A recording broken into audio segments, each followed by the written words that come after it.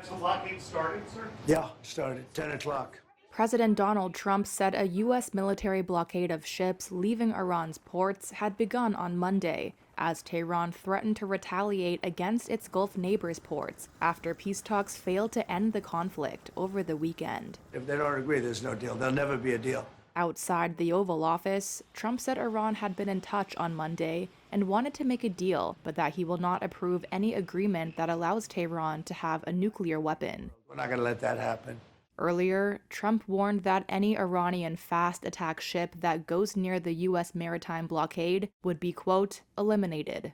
U.S. Central Command said the blockade would be, quote, enforced impartially against vessels of all nations entering or leaving Iranian ports in the Gulf and the Gulf of Oman.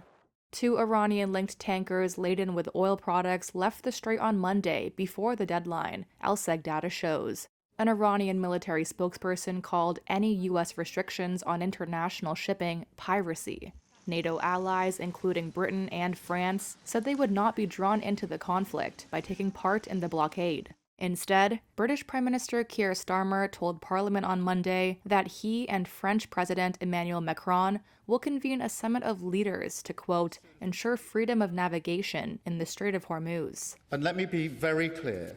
This is about safeguarding shipping and supporting freedom of navigation once the conflict ends. Trump announced the blockade after discussions in Islamabad between the sides over the weekend failed to reach a final agreement, including on lifting an Iranian threat to strike cargo ships transiting the Strait of Hormuz.